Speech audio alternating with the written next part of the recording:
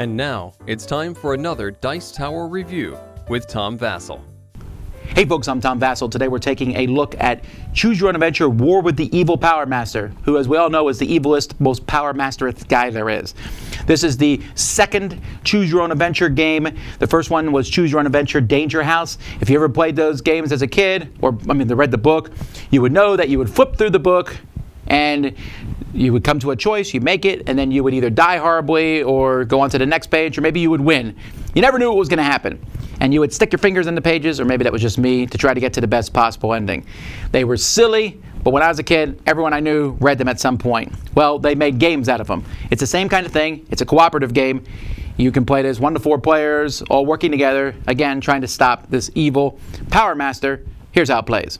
You're going to be playing with these 4 characters. Doesn't matter how many people are playing the game. So if I play by myself, I would use all 4 characters. On the back, it tells you a little bit about each of the characters, where they're born, their bio, etc. And it shows your strengths and weaknesses.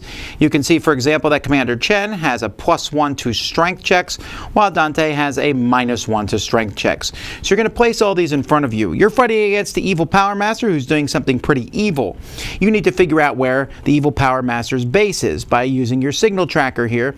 When your signal tracker gets to 25, you will figure out where the evil Power Master's base is, and you will try to go there and then defeat him. Meanwhile, the EPM, the evil Power Master meter, is going to be moving up, and if that gets to 25, then all the players are going to lose. So when you start, you're going to start on a random planet. You're going to roll a die to kind of determine what planet you start on. When you start on that planet, you'll see that planet is Follow-up. So I'm going to go through, and you can see in the top corner of each card, it tells you which planet, all the different planets here. So I'll find that planet, Follow-up, and I'll pull out that deck of cards. You're going to start on this card, reading the text, which I'm deliberately keeping blurry, blah, blah, blah, blah. And you may get to a choice that you have, or you may get to a test. Now, at the beginning of the game, each player is going to be given a starter item. So they have some sort of item that they're going to get. But often, over the course of the game, you're going to have tests. Now, your test is going to be where you are in the challenge level. So if you're in a light green, you need to roll a 5 or higher, a 4 or higher, a 5 or higher, or a 6 or higher. So you'll roll and see if you succeed. Now, sometimes things will let you roll 2 dice. Sometimes you can roll again. Sometimes you will add or subtract 1. Sometimes an item, you can use that. So, for example, after a challenge roll for this Laconian Action Ointment, discard this card to roll again and add the second roll to your first roll for your challenge total. And there's a huge pile of data cards here. Sometimes the data cards will just have more story on them, and sometimes they will be an item that has something to do with something. Sometimes it's a challenge booster and you can use it in a test to do something for this kind of test, but you're never quite sure, and you can see there is a big chunk of these. Now, if you go through a planet's story, you're eventually going to fail, in which case you're going to get kicked off and have to go to a new planet, or you'll succeed, in which case you go to a new planet. If you succeed, you're going to turn the disc over on the planet, and that shows how far up the signal tracker is going to move. Multiple successes on challenges will also move up the signal tracker. These pink, yellow, and blue discs here essentially just show you how big that number could possibly be. This one's a 10, while this blue one here is only a 6. Either way, succeeding on a planet is going to help quite a bit. Once you are done with a planet and you move to other planets, there's +2s here, which will move the evil Power Master token up as you go along.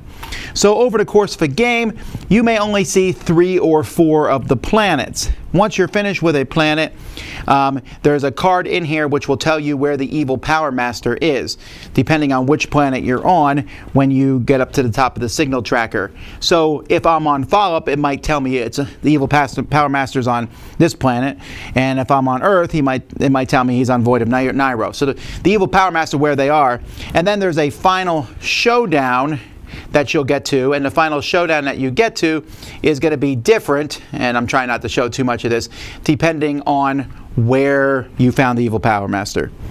That's pretty much it. There's a lot of Choose Your Own Adventure stories, and I'll tell you some more now. So the box here holds everything. You have the different card decks in here. I actually am not a big fan of the insert because I found it hard to pull the cards out. The components are fine. You get a little pawn. I wish they had put a spaceship in. I know they're trying to keep it done. The artwork is good. When you look at the starting cards, this is kind of the artwork that you will see on everything. There's a little bit of artwork on the cards, so maybe as we go through here, you'll see artwork like this. I'm just showing you some examples of artwork. It has kind of a pulp fiction feel to the different artwork that you'll see. Zappity zap zap zap zap. So I like the artwork. The writing is cheesy off the charts, and the fact that it knows that it's cheesy. But other than that, it works okay.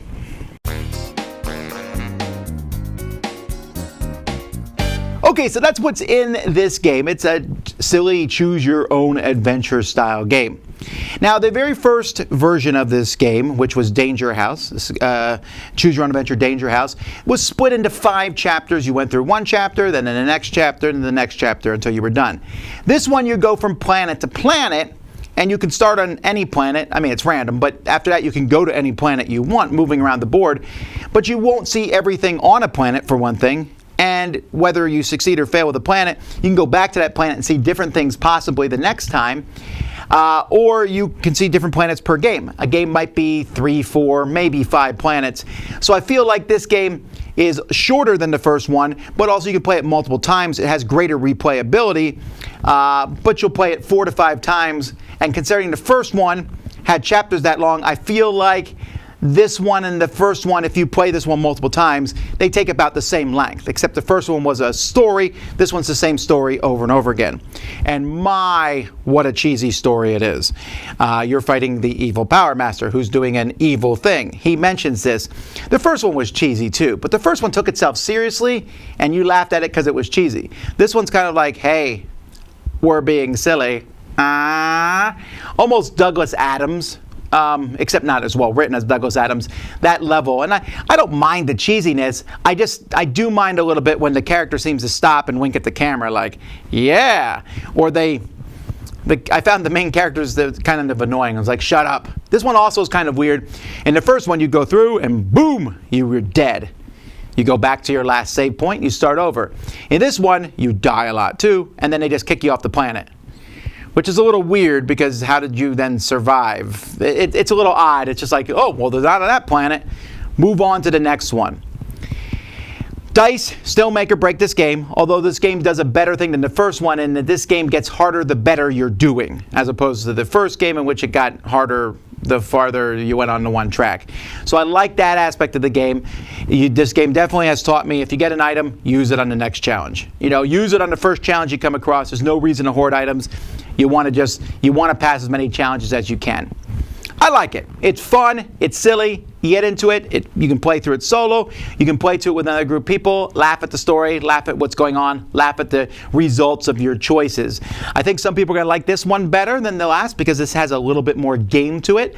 But I actually like the first one better because I like the story. The first one, chapter 1 was kind of like, well, that's some weird stuff. Chapter 2, everything went insane. Chapter 3, it got even more insane. By the time you get to chapter 5, you're like, what is going on here? And that just cracked me up.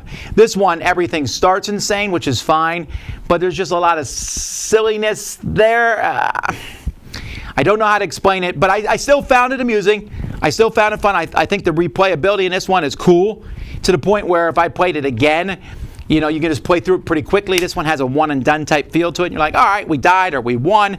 Let's go on to the next one. But there you go. If you didn't like the Choose Your Own Adventure books, you probably should pass this by. But if you like them, maybe you have kids and want to share that experience with them, then this is a lot of fun. So that's Choose Your Own Adventure War with the Evil Power Master. Dice Tower Judgment approved!